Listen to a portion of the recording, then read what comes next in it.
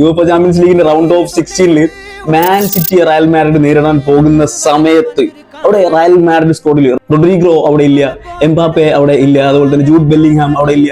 ഡിഫൻസിലേക്ക് നോക്കുകയാണെന്നുണ്ടെങ്കിൽ അലാബന്റെ service available അല്ല, Militao available അല്ല, റൗൾ അസെൻസിയോ അവൈലബിൾ അല്ല.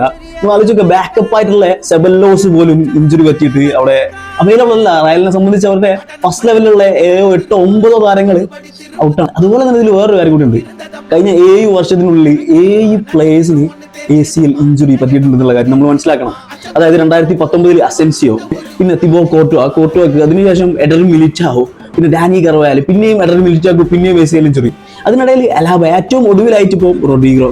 കഴിഞ്ഞ 7 വർഷത്തിനുള്ളിൽ ACL ഇഞ്ചുറികൾ റയൽ മാഡ്രിഡ് സ്കോറിൽ അതായത് മെയിൻ ലെവലിൽ കളിക്കുന്ന പ്ലേയേഴ്സ് നേരിട്ടിട്ടുണ്ട്. എന്നിട്ടും കഴിഞ്ഞ 7 വർഷത്തിനുള്ളിൽ റയൽ നേടിയിട്ടുള്ള ട്രോഫികളുടെ എണ്ണം നിങ്ങളൊന്ന് നോക്കുന്നത് അല്ലെങ്കിൽ പരിശോധിക്കുന്നത് നല്ലതായിരിക്കും എന്ന് മനസ്സിലാക്കാൻ. റയൽ ഫാൻസിനെ ഗൂസ് ബംസ് വെള്ളിപ്പിക്കാനുള്ള ഒരു മോട്ടിവേഷൻ വീഡിയോ ഒന്നല്ല. കാരണം മാൻ സിറ്റി ആയിട്ടുള്ള മത്സരം നടക്കാൻ ഒരു ദിവസവും കുറച്ച് മണിക്കൂറുകളും മാത്രം ബാക്കി നിൽക്കുക. ഇങ്ങനെ ഒരു വീഡിയോ ഞാൻ ചെയ്യുന്നത് എന്താണെന്ന് വെച്ചാൽ മനസ്സിലാക്കുക നമ്മുടെ സ്ക്വാഡിന്റെ അവസ്ഥ എന്തെന്നുള്ളത്. പക്ഷേ അപ്പോഴും ഇപ്പോഴും എപ്പോഴും പറയുന്ന പോലെ ഒരു കോട്ടുണ്ട് റയൽ മാഡ്രിഡ് ഫാൻസിന്റെ ഇടയിൽ, if I die wearing Real Madrid jersey I might come back. ഞാൻ മരിക്കുകയാണെങ്കിൽ നിങ്ങൾ എന്നെ റയൽ മാഡ്രിഡ് ജേഴ്സി അണിയിക്കും, ഒരു പക്ഷേ ഞാൻ തിരിച്ചു വന്നേക്കാം. Yes, the club of miracles, അത്ഭുതങ്ങളുടെ ക്ലബ്ബാണ് റയൽ മാഡ്രിഡ് എന്ന് പറഞ്ഞ ക്ലബ്ബ്. അവിടെ തീർച്ചയായും അത്ഭുതങ്ങൾ സംഭവിക്കുക തന്നെ ചെയ്യും.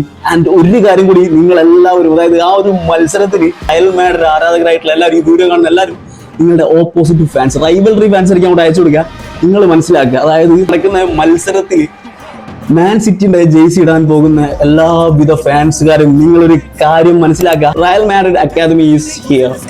അവിടെ കല്ലെടുക്കാനല്ല പിള്ളേരെ പഠിപ്പിക്കുന്നത്. ലാസ്റ്റ് മാച്ചിൽ നമ്മൾ കണ്ടിട്ടുള്ളതാണ് തിയാഗോ പിറ്റാക്കിനെയും മാനുവൽ ഏഞ്ചലിനെയൊക്കെ പോലുള്ള അക്കാദമിക് പ്ലേയേഴ്സ് ഉണ്ടാക്കിയിട്ടുള്ള ഇമ്പാക്റ്റ്. അവർ വളരെ മെച്ചുവർഡായിട്ട് ആ ഒരു മത്സരം നേരിട്ടിട്ടുണ്ട്. ആൻഡ് ഒരുപക്ഷെ തിയാഗോ പിറ്റാക്ക് മാൻ സിറ്റി ആയുള്ള മത്സരത്തിൽ ഫസ്റ്റ് ലെവലിൽ കളിച്ചേക്കാം. ആൻഡ് അതൊരു നല്ലൊരു തീരുമാനമായിരിക്കാം എന്ന് എനിക്ക് തോന്നുന്നു. നിലവിലെ സിറ്റുവേഷൻ വെച്ചിട്ട് മിഡ്ഫീൽഡിൽ പിറ്റാക്കിനെ പോലുള്ള ഒരു യങ് മിഡ്ഫീൽഡർ സർവീസ് അത് റയലിന് അത്രത്തോളം ഗുണം ചെയ്യും. ആൻഡ് അദ്ദേഹം കഴിഞ്ഞ കുറച്ച് മത്സരങ്ങളിൽ വളരെ മെച്ചുവർഡായിട്ടുള്ള പെർഫോമൻസ് കാഴ്ചവെച്ചിട്ടുണ്ട്. ആൻഡ് ഫൈനലി ഇതുപോലുള്ള ക്രൂഷ്യൽ മാച്ചുകളാണ് ശരിക്കും അറക്കൽ അബൂക്ക് പറഞ്ഞതുപോലെ ഇങ്ങനത്തെ പ്രതിസന്ധികൾ ഉണ്ടാകുമ്പോഴാണ് യഥാർത്ഥ നായകന്മാരുണ്ടാവുന്നത്. തീർച്ചയായിട്ടും നമുക്ക് കാത്തിരിക്കാം. സാന്റിയാഗോ ബെർണബ്യൂവിൽ നടക്കാൻ പോകുന്ന ഫസ്റ്റ് ലെഗിന് വേണ്ടി നമുക്ക് തീർച്ചയായിട്ടും കാത്തിരിക്കാം.